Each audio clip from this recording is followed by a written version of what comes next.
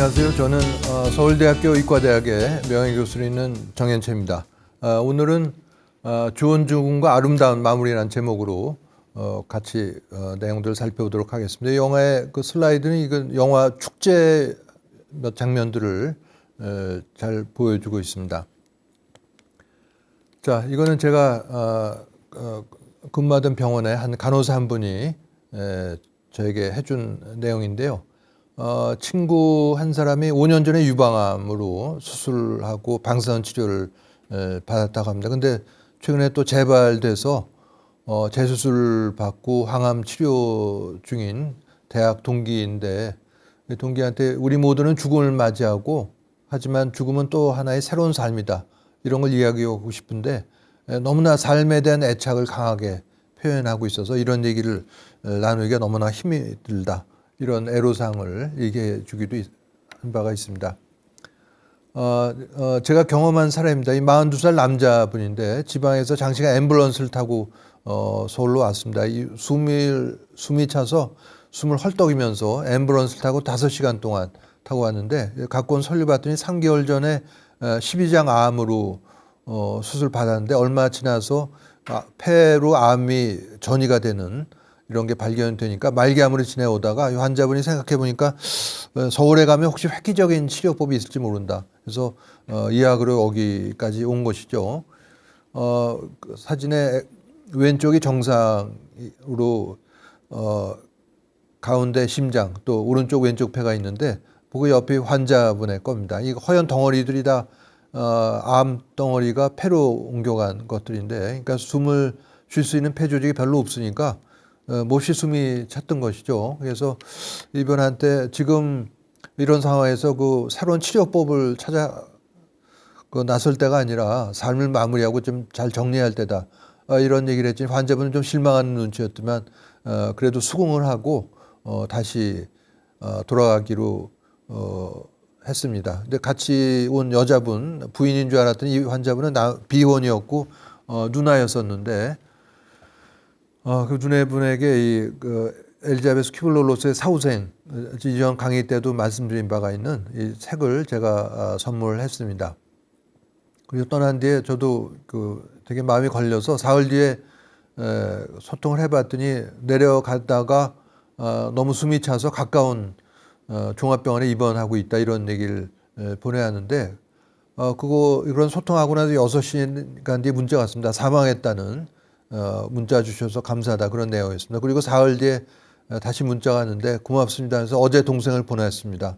장례식이 다 끝나고 연락을 한 거죠. 이제는 시간이 많아서 보내주신 책을 잘 보내겠다. 포항에서 했는데 포항에서 서울까지 5시간 동안 앰뷸런스를 타고 마지막 순간까지 획기적인 치료법을 찾아서 괴로워하면서 시간을 보냈던 거죠. 아마 이 환자분을 폄하하려는 게 아니라 아마 저도 똑같은 상황인데 제가 죽음에 대해서 별다른 생각이 없이 살았다면 아마 똑같은 행동을 했을 거라고 생각을 합니다.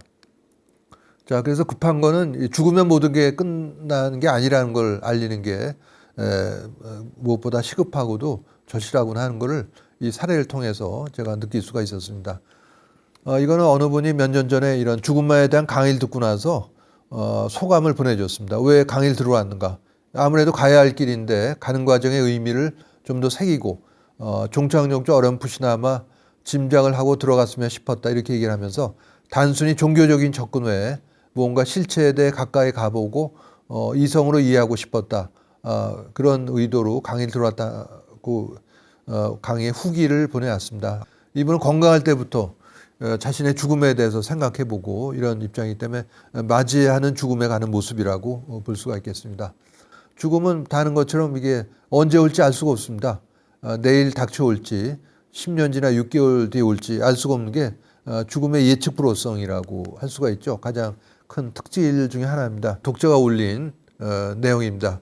고혈압에 의한 합병증으로 갑자기 장애인이 된, 또 몸이 불편해진 아버지한테 이 죽음에 대한 책을 사면서 이런 경험을 얘기했습니다. 아버지한테 이젠 미리 유언장도 작성해 놓고 마음의 준비도 하셔야 하면서 농담 반 진담으로 하면 아버지가 불같이 화를 낸다는 거죠. 그래서 이 죽음에 관한 책을 아버지한테 사드리면서 이 책을 아버지가 읽고 죽음을 좀 두려워하지 않으시길 기도해 본다. 이런 소망을 담고 있습니다. 자, 아일랜드 극작가 조지 버나드 쇼의 묘비명입니다. 우물쭈물하다가 내일 올 줄 알았다. 이런 번역이 제일 많은데 혹자 중에는 뭐 번역이 뭐 잘못됐다 이런 분도 있는데 제가 보기에는 아주 적당한 잘 의역이 된 번역이라고 생각을 합니다. 또 다른 번역에는 이런 묘비에는 이런 것도 있는데요. 조지 이스트 여긴 없다. 부풀어 일어나지 않아 죄송하오. 이분은 이스트 효모라는 이름 때문에 아마 살면서 놀림을 많이 받았던 것 같은데 미리 이런 묘비명을 준비해 놨던 거죠. 준비해 놨다가 정말 자신의 죽음이 다가오자 그 묘비명을 그대로 쓴 건데 조너선 블레이크 여긴 없다. 브레이크를 밟는다는 게 그만 엑셀 받는 바람에 굉장히 그 유머스러운 이런 묘비명인데 이분도 아마 블레이크라는 이름 때문에 놀림을 많이 받았던 것 같은데 2000년대 그 좋은 죽음을 찾아서라는 논문이 실린 바가 있습니다. 미국 내과학회지에 실렸는데요. 의사 몇 사람이 쓴 게 아니고 3자, 말기암 환자, 그 가족들, 의료진 3자가 모여서 여러 번 회의를 해가지고 좋은 죽음이 이런 거 아니겠는가. 이게 6가지를 결론을 도출한 건데 4가지는 보시면 금방 이해가 됩니다. 통증을 완화, 조정. 그러니까 말기암 환자의 경우에 아플 때 마약성 진통제도 아끼지 말고 잘 써야겠다. 간혹 환자들 중에는 지금 살 날이 얼마 안 남았는데 마약성 진통제 쓰면 마약 중독되는 거 아니야. 이런 거 걱정하는 분들도 있어요. 지금 그럴 상황이 아닌데. 또 명확한 의사결정, 또 죽음의 준비는 3자가 같이 해야 되는 것이겠죠. 훌륭한 마음을 위해서 갈등을 해소하고 작별 인사를 잘하는 거. 5번째, 6번째가 특이했습니다. 5번째가 다른 사람에 대한 기여, 또 이걸 통한 온전한 인간으로서의 존재감을 얘기하고 있습니다. 이걸 얘기할 때 이 미국 배우 폴 뉴만의 예를 제가 드는데 폴 뉴만은 2008년에 폐암으로 세상을 떠났습니다. 방사선 치료를 계속 받고 있다가 병이 계속 진행을 하자 중환자실로 가지 않고 집으로 돌아와서 가족과 지인들이 지켜보는 가운데 임종을 맞았다는 기사였습니다. 그냥 여기까지라면은 그냥 유명인의 부고 정도에 끝날 텐데 폴 뉴만이 특별한 일이 있습니다. 폴 뉴만이 평소에 요리하기를 좋아했는데 친구들이 그 아주 본격적으로 해보라 이런 권유를 하죠. 그래서 식품 회사를 세웁니다. 그래서 방부제라든가 해로운 물질이 들어가지 않는 유기농으로 재배한 이런 재료들을 써서 샐러드 드레싱, 스파게티 소스 이런 걸 만드는 식품 회사를 세우게 됩니다. 그래서 이제 첫 해부터 굉장히 큰 수익을 내게 되는데 이거를 매년 연말이 되면은 자선단체에 기부를 하고 그 새해가 되면 은행에서 또 대출 받는 방식으로 그러니까 수익금을 쌓아놓지 않고 하는 방식으로 회사를 운영해 나갔다고 합니다. 그래서 28년에 걸쳐서 이런 기부금을 3천억 원 정도를 미국 안에는 31개 주, 미국 밖에 28개 나라에 캠프를 설치하고 난치병 환자 어린이들 위해서 그 기부를 해왔다고 합니다. 또 아들이 마약 관련 사고로 사망을 하자 사회적으로 마약 퇴치 운동을 위해서도 열심히 사회 활동을 했다는 기사를 보고 참으로 좋은 죽음이었건 하는 거를 느낄 수가 있었습니다. 제목 있기로는 살다 살아있음의 뜻이지만은 사실은 죽는 내용입니다. 50개가 넘는 영화상도 받고 10대 명화에 꼽히기도 하는데 죽기 전에 뭔가를 하는 내용이죠. 이거 보면 우리가 보통 얘기한 버킷리스트 있는 것과는 상당히 다릅니다. 에베레스트 올라가 보기, 뭐 크루즈 여행을 떠나보기, 뭐 등등 이런 것들이 보통 버킷리스트에 나오는 내용들인데 이건 여긴 좀 상당히 다르죠. 한번 잘 둘러보시기 바랍니다. 주인공은 시청 직원입니다. 정년까지 무사안이라는 삶을 살았던 속이 아파 위장약 먹으며 지내다가 병원에 가봤더니 위암이 다 퍼져서 반년밖에 못 산다. 이런 시한부 통보를 받게 된 거죠. 이런 통보를 받은 직후에 평소에 마셔보지 않던 술도 마셔보고 도박도 해보지만 마음의 공허함을 채울 길이 없습니다. 밑에 직원 보고는 30년 동안 뭘 했는지 생각이 안 나고 그냥 매일 바빴다는 기억밖에 없다. 이렇게 털어놓습니다. 아마 현대인의 많은 직장인들에게 이런 걸 물어봐도 아마 이거랑 똑같은 대답을 하는 분들이 상당히 많지 않을까 그 추측을 해보게 됩니다. 그러면서 죽기 전에 어떤 일이든 하고 또 죽어야 하는데 뭔지 모르겠어 하다가 그 다음 장면에 마치 꺼져가는 장작담에 불이 피어오르듯이 눈동자가 반짝이면서 뭔가 아이디어를 떠오르게 됩니다. 아직 늦지 않았어.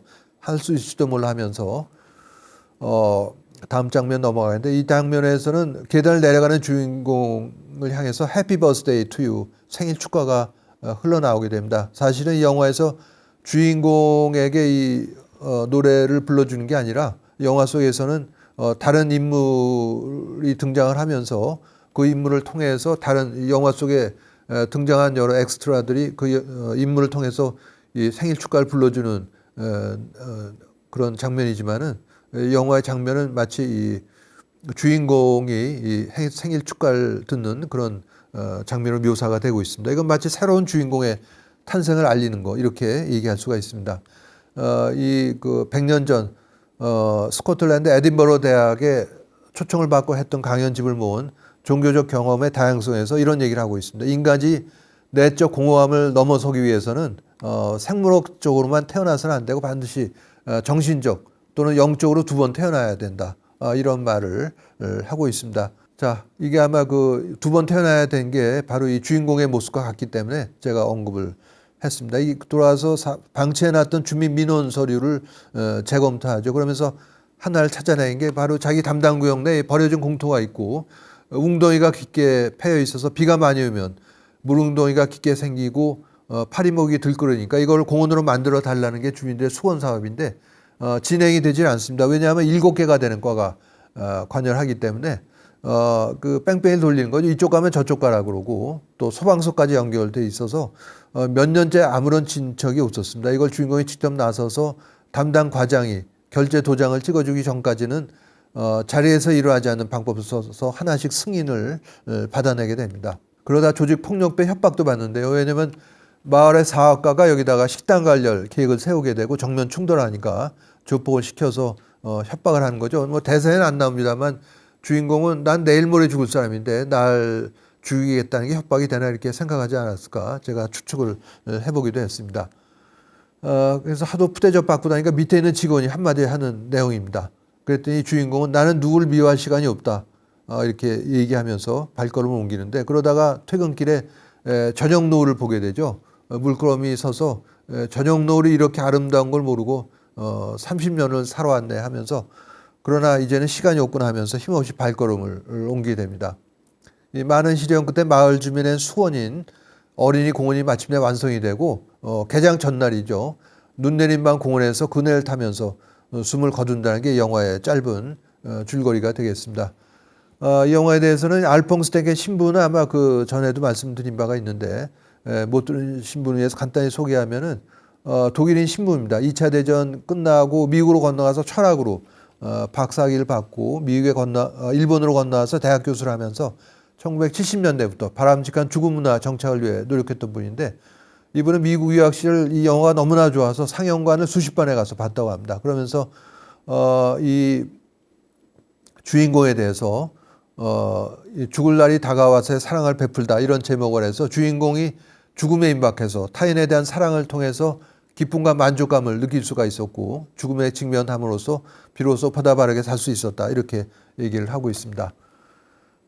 그 돌아가신 법정 스님 수필집에 자주 인용되는 월든을 쓴 해니 데이빗 서로우는 이 월든에서 이런 말을 남기도 했습니다. 사람들 대부분은 조용한 절망 속에서 살아간다 이런 말을 남겼는데 아마 150년이 지난 현재에도 크게 다르지 않다고 봅니다. 많은 현대인들이 왜 사는지 삶의 의미와 목적을 모른 채 살아가기 때문에 이런 조용한 절망 속에서 살아간다 이렇게 얘기를 드릴 수가 있겠습니다. 자, 이거는 제가 5년 몇 년 전에 어느 대학병원에서 죽음에 대한 강의를 2시간 정도 죽음학 강의를 하고 나서 어느 간호사 한 분이 이런 질문을 했습니다. 이분 5년 동안 암병원에서 말기암 환자의 임종을 지켜봤다고 하는데 이런 일을 암병원에서 일하기 초반에는 돈이나 명성, 좋은 직업 이런 게 그렇게 중요하지 않을 수 있겠다.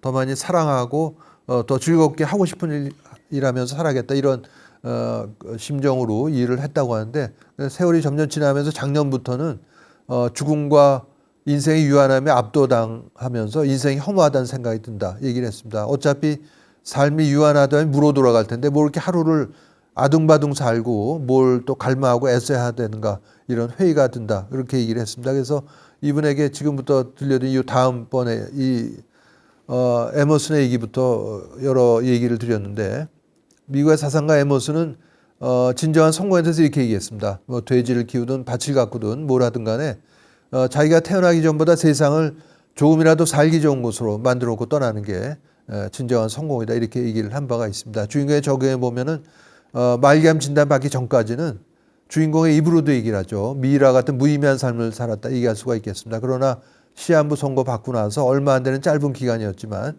진정한 성공적인 삶을 살았다 얘기할 수가 있겠습니다. 또 말기 환자 일부는 보통 사람이 갖지 못하는 특별한 안경을 끼게 된다고 하는데 이걸 통해서 사물의 참된 모습과 보다 깊은 가치를 보게 된다고 얘기를 합니다. 저녁 노을을 얼마나 오랫동안 봤겠어요. 그러나 진정한 아름다움을 보게 된 건 자신의 삶이 얼마 안 남은 시점에서 그런 아름다움을 뼈저리게 느끼게 됐다 얘기할 수가 있겠습니다.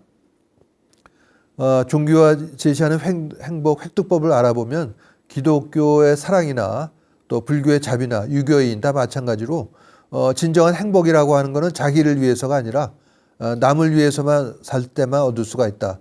그 이유가 우리 모두가 제각기 독립된 존재인 것처럼 보이지만 이 그물처럼 위에 보이는 그물처럼 우리 모두가 서로 연결된 존재이기 때문에 그렇다는 것이죠.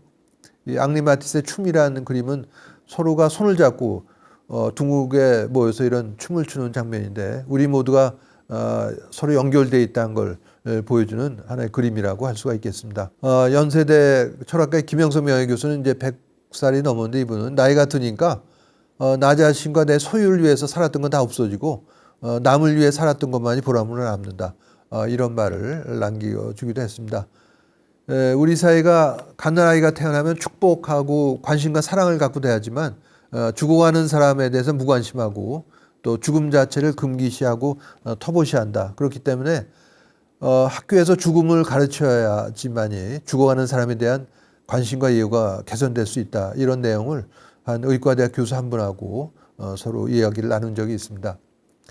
몇 년 전 퓰리처상 수상작입니다. 이 수상작에서는 이라크에서 전상 군인 아내가 미국으로 응구된 시신, 남편의 시신 든 관 앞에서 하룻밤을 지낼 수 있게 해달라. 이 당국에 요청을 해서 그 운장병이 지키고 있는 가운데 밤을 지새고 있는 장면이 그와의 마지막 밤이라는 제목으로 이 사진이 상을 수상하기도 했습니다.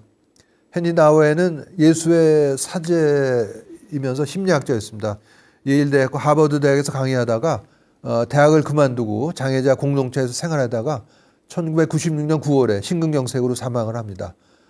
이 사망이 몇 달 전에 교통사고로 중상을 입고 입원했을 때 심정을 밝혔는데 당시 그 중상을 입고 생명 오락가락하면서 느낀 진정한 고통은 다른 사랑하는 사람들과 헤어지는 게 문제가 아니었다고 얘기합니다. 그러면서 진정한 문제는 내가 용서하지 못한 사람들, 또 나를 용서하지 못한 사람들을 남겨두고 떠나야 하는 것이었다 이렇게 얘기를 합니다. 그러면서 내 안에 이제 생명이 꺼져가고 있음을 느끼면서 어떤 강한 열망, 즉 용서하고 싶은 열망, 용서받고 싶은 열망 이런 걸 얘기를 했고 그러면서 판단하는 모든 짐들부터 자유로워지고 싶은 열망을 느꼈다 이렇게 얘기를 하고 있습니다.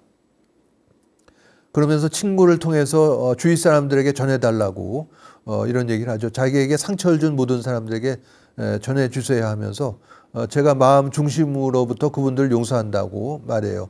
또 저 때문에 상처받은 사람들에게도 모두 다 말해주세요 하면서 부디 저를 용서해달라고 말입니다. 이런 말을 친구들을 통해서 지인들에게 남기기도 했습니다. 티베트의 어느 림포체는 평화롭게 죽음을 맞이하려면 죽어가는 당사자가 두 가지 언지를 받아야 된다 얘기를 합니다. 첫 번째가 죽어도 된다는 허락. 두 번째는 그가 죽은 이후에 남아있는 사람들이 가족들이죠. 잘 지낼 수 있고 아무것도 걱정할 필요가 없다. 이런 안심 메시지를 줘야만 평화롭게 죽음을 맞이할 수 있다. 이렇게 강조를 하고 있습니다.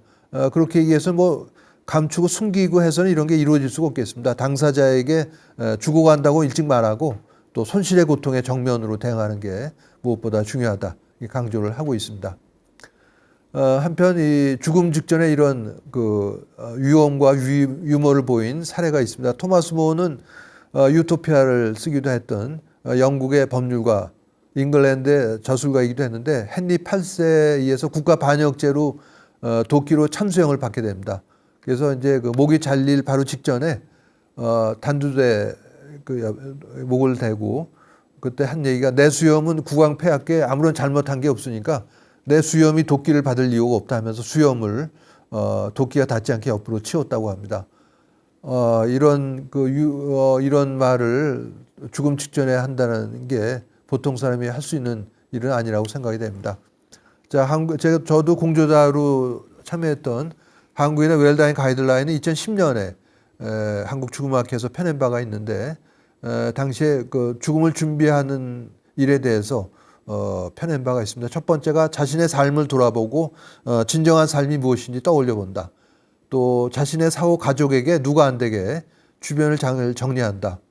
또 마무리 안 된 인간 관계가 있다면은 그 사람과 화해하고 만나서 화해하는 게 제일 좋겠지만은 만날 수가 없다면 마음속에서라도 맺힌 마음을 풀고 털어낸다. 종교가 있다면 신앙생활에 더 충실히 임한다. 그렇다고 종교가 없던 사람이 억지로 뭐 종교를 가질 필요도 없겠고 또 더구나 종교 있는 사람이 다른 종교로 뭐 개종할 필요는 더더욱 없겠습니다. 또 유언장 작성 후에는 유산 상속과 같은 세속적인 관심을 털어낸다. 또 사후생이 있다는 믿음을 가지고 공부하면서 적극 준비한다. 10여 년 전에 이 책을 낼 때는 사후생이란 믿음이라고 썼는데 10여 년 지나면서 연구하고 자료를 보면서 공부를 해봤더니 이거는 이제 믿음이 아니라 알미로 바꿔야겠다는 생각이 들면서 이제 다시 이 책을 낸다면은 사후생이 있다는 알미라고 바꿔야겠다는 생각을 하게 됩니다. 그러면서 주위에게도 그렇게 얘기를 하는데 또 아직 남은 능력이 있다면은 주위에게 베풀 수 있는 일이 있는지 확인하고 무의미한 연명치료에 집착하지 않고 또 주위와 의료진, 가족에게 무리한 요구를 하지 않는다. 우리나라 설화에 보면은 이런 얘기가 있죠. 이게 병든 어머니를 옆에서 자나깨나 간호하고 있던 효자가 어느 날 한겨울에 어머니가 딸기가 먹고 싶다 이런 얘기를 하니까 요즘에야 뭐 비닐하우스 덕에 언제라든지 딸기를 먹을 수도 있겠지만 눈 높인 벌판을 딸기를 찾아 헤매다가 하늘의 도움으로 딸기를 찾아서 어머니에게 드린다 이런 내용이 나오는데 이 무리한 요구죠. 한겨울에 딸기 먹고 싶다 이건 무리한 요구니까 이런 거 하면 안 된다고 생각을 합니다. 또 옆에 물론 이제 설화로 교훈적인 내용이어서 그런 설화가 만들어졌겠지만 옆에 제가 이제 와인을 좋아하기 때문에 제가 가족들한테도 신신당부를 해놨는데 제가 죽기 전에 혹시 헷가닥해서 한 병에 몇백만 원 넘는 와인 한 잔이 먹고 싶다 이런 얘기를 하더라도 이 무리한 요구니까 전혀 귀담아 듣지 말고 무시해라 이런 요구를 제가 가족들한테 신신당부를 해놓은 바가 있습니다. 자, 앞에 나왔던 항목을 뭐 부연하는 내용들입니다. 원불교의 천도품에 나오는 제가 뭐 원불교 교인은 아닙니다만 또 실질적인 내용이 나와서 소개를 합니다. 임종이 임박한 본인에 대해서는 모든 일에 대한 생각을 비워서 마음을 수습하고 정리해야 된다. 또 유언은 미리 해놓는 게 중요하다. 왜냐하면 그렇게 해놔야지 더 이상 세속적인 일에서 관심을 끄고 가장 중요한 정신통일에 방해가 되지 않기 때문에 그렇다 얘기를 하고 있습니다. 또 원망하는 마음을 풀지 못하면은 다음 생에 나쁜 인연을 만들 수도 있기 때문에 평소에 어떤 집착을 가졌다면 이걸 억지로라도 버리는데 전력을 다해야 된다. 이건 아마 그 앞에 죽음 구애에 대해서 말씀드렸는데 이런 돈이나 재물에 대한 집착을 끝까지 버리지 못하고 하면은 나중에 계속 끌려다니게 됩니다. 쉽게 얘기하면 지방령, 영어로 어스바운드라고 하는데 저쪽 빛의 세계로 건너가지도 못하고 지상을 맴도는 그런 지방령이 될 수 있는 거죠. 그런 걸 얘기하는 항목입니다. 그렇지 못하면 임종도 제대로 못할 뿐만이 아니라 미혹에 이끌려 계속 방황하게 될 것이다 이렇게 주의를 하고 있습니다. 이거 뭐 몇 번 소화된 슬라이드인데 이런 그 1950년대 임종의 모습에서 2000년대의 모습이 이렇게 바뀌게 된 가장 중요한 원인이 아래에 있는 치료법의 발전이죠. 이런 심폐소생술 여러 가지가 발전이 되면서 이런 것들 따라서 죽음을 의료화했다, 죽음을 현대화했다 이런 여러 가지 이름으로 부르기도 합니다. 어느 중환자실 경험이 많던 수간호사 한 분은 이렇게 얘기를 합니다. 중환자실에 죽는다는 거는 어떤 건가? 이건 마치 아주 복잡한 길거리 한복판에서 죽는 것과 같을 것이다. 이렇게 얘기를 하고 있습니다. 인공호흡기에서 나오는 기계 소리, 모니터에서 나오는 시끄러운 소리, 전혀 평화롭고 조용한 분위기가 아닌 이런 분위기에서 죽는 거기 때문에 아마 이런 얘기가 충분히 설득력이 있다고 생각이 됩니다. 어느 작가 한 분은 내 장례를 이렇게 치러달라 하면서 자식들에게 유언을 썼는데요. 자세히 한번 읽어보죠. 내가 의식을 잃으면 병원 응급실이나 중환자실로 끌고 가지 마라 하면서 인간의 위험을 지닌 채 우아하게 죽을 수 있도록 도와달라 하면서 호수를 몇 개씩이나 입과 코에 꽂은 엽기적인 장면을 제발 연출하지 말아다오 하면서 이게 무슨 생쇼냐, 난 그런 거 싫다. 종교의식은 사양하고 대신 노래를 불러달라. 내가 평안하게 떠날 수 있도록 노래터에서 누가 플라멩고 같은 춤을 추어주면 더 좋겠다. 이런 부탁을 하고 있습니다.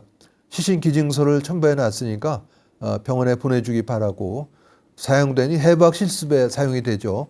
내 몸은 화장해서 대구 우리 집 나오는 나무에 뿌려달라. 다오 이렇게 얘기를 하고 있습니다. 어떤 표식도 남기지 말고 그냥 자유롭게 돌아가게 해달라. 제사 같은 건 더더욱 사양한다.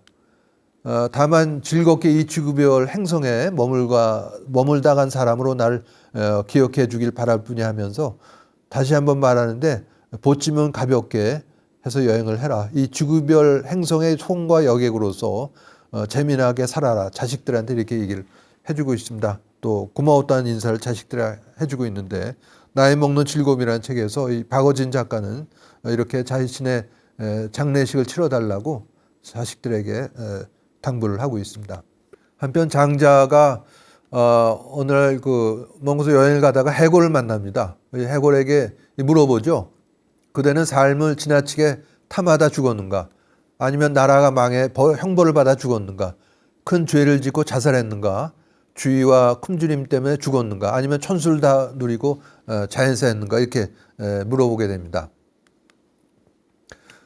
그날 밤 꿈을 꿨더니 해골이 나타나서 대화를 이어갑니다. 조금 전에 당신이 말한 모든 것은 산자가 짊어지는 짐일 뿐이고 죽고 나면 그런 짐 따위는 다 벗게 된다고 하면서 사후에 누리는 즐거움에 대해 듣고 싶소 얘기했더니 장자가 좋지요 얘기를 합니다. 그랬더니 해골이 그 사후에 누리는 즐거움에 대해서 얘기를 해줍니다. 죽고 나면 내 위에 왕도 없고 내 밑에 신하도 없고 또 사계절 내내 더위와 추위의 간섭도 받지 않는다.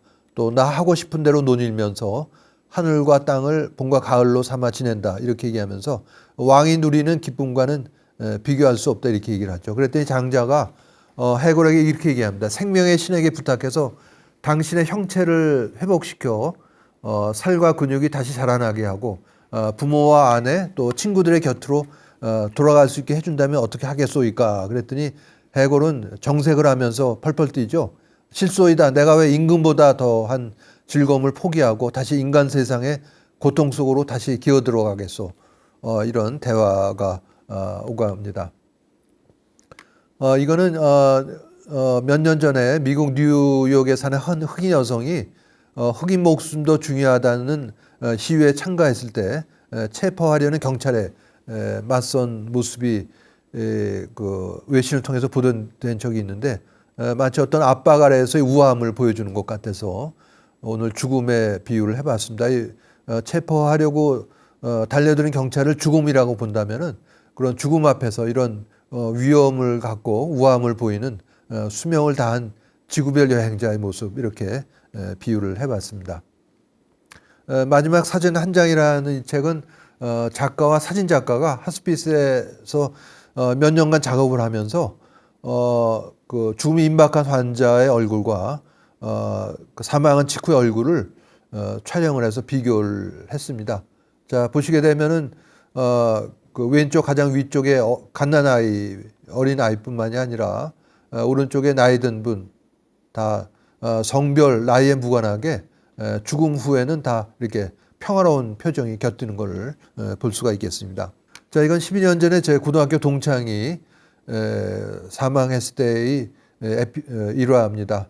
당시 55세로 위암 진단을 받았는데 이미 다 간에 전이가 돼 있어서 말기암이 됐고 수술은 할 수 없는 상태에서 이제 항암요법을 받게 됐습니다. 1년 정도는 가겠다 했는데 예상과 다르게 3개월 만에 사망을 했는데 장례식장에 갔더니 그 가족들이 해주는 얘기는 임종 시에 유머도 한마디 했다고 했습니다. 그러면서 죽음에 대한 강의를 들을 수가 있어서 자랑스러워했다 그랬는데 이 친구가 동창이 그 말기암 진단 받고 나서 얼마 안 있다 저를 찾아왔을 때 마침 의과대학생을 상대로 죽음학 강의를 할 기회가 있어서 저도 어렵게 이 강의를 한번 들어보는 게 어떻겠는가 얘기를 했더니 친구가 기꺼이 항암 항요법으로 머리가 다 빠진 상태에서 모자를 쓰고 와서 강의를 듣고 간 적이 있었는데 아마 그때 죽음에 임박해서 그런 죽음에 대한 본격적인 강의를 들을 수 있다는 것을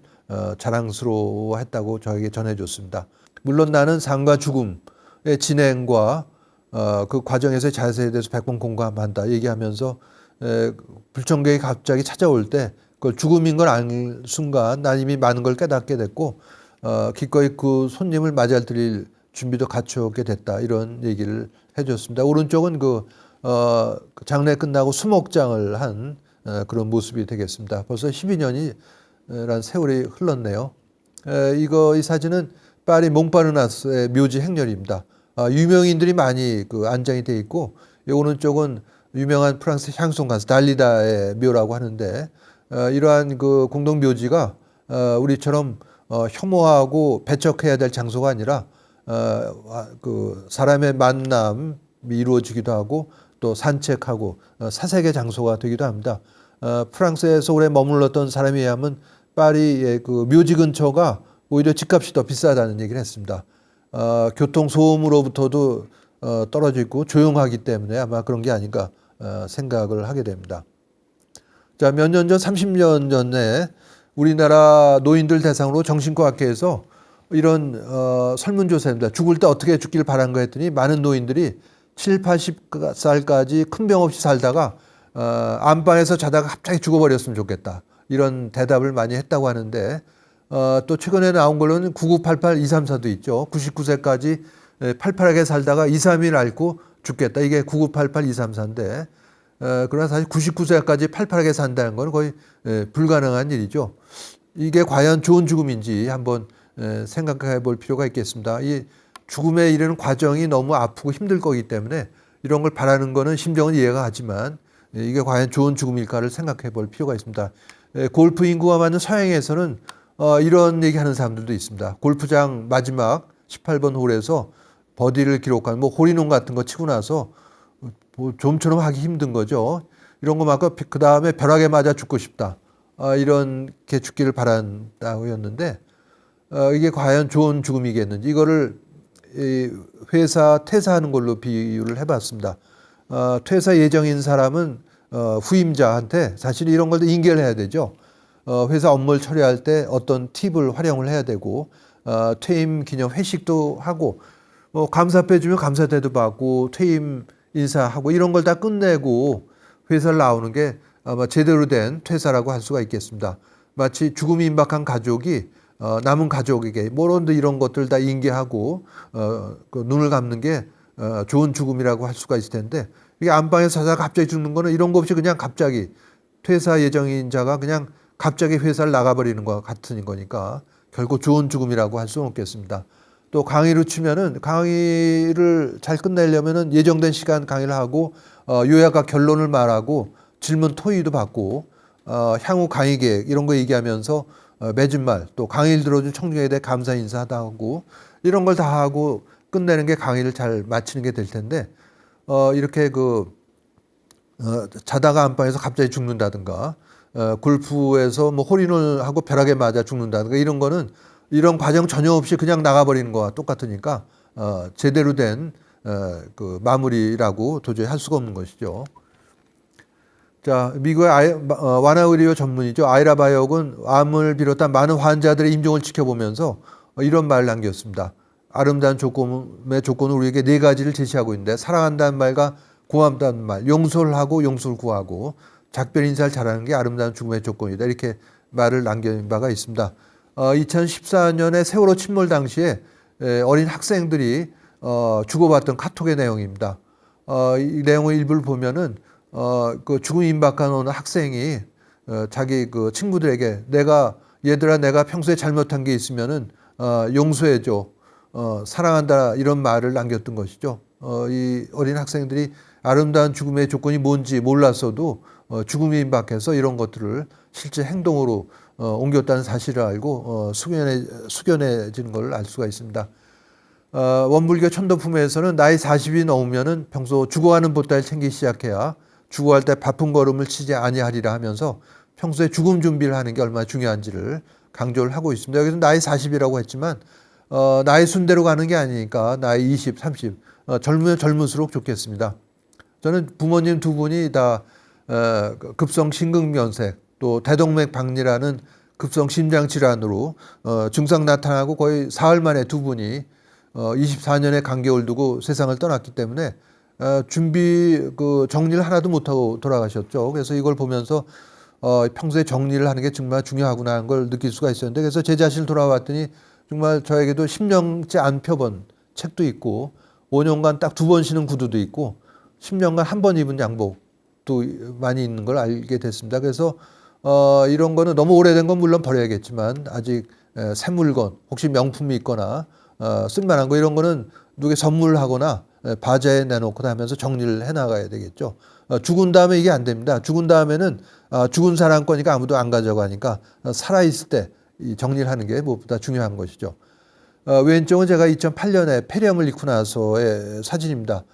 갑자기 숨쉬기가 힘들어서 사진을 찍어봤는데 폐렴이었고, 제가 이때 중단했던 수영을 시작한 6개월이 돼서 컨디션도 좋은 상태였는데 갑자기 폐렴을 앓게 됐습니다. 사흘 뒤에 출국을 해서 국제학회에 가서 좌장을 맡고 진행을 맡아야 되는 상황이었는데 이런 상황이 돼서 이제 출국을 포기하고 치료를 받았습니다. 그때 무리해서 나갔다면 아마 폐렴이 악화되면서 돌아올 수가 없었을 테니까 오늘 강의도 할 수가 없었을 텐데, 그래서 미뤄놨던 걸 하자 해서 영정을 찍었습니다. 그래서 제가 좋아하는 걸 하고 찍자 해서 와인잔을 들고 찍었는데 이 사진에 대해서는 너무 특정 와인을 강조하는 게 아니냐 이런 비판도 있긴 있었습니다. 그 옆이 바로 10년 뒤죠.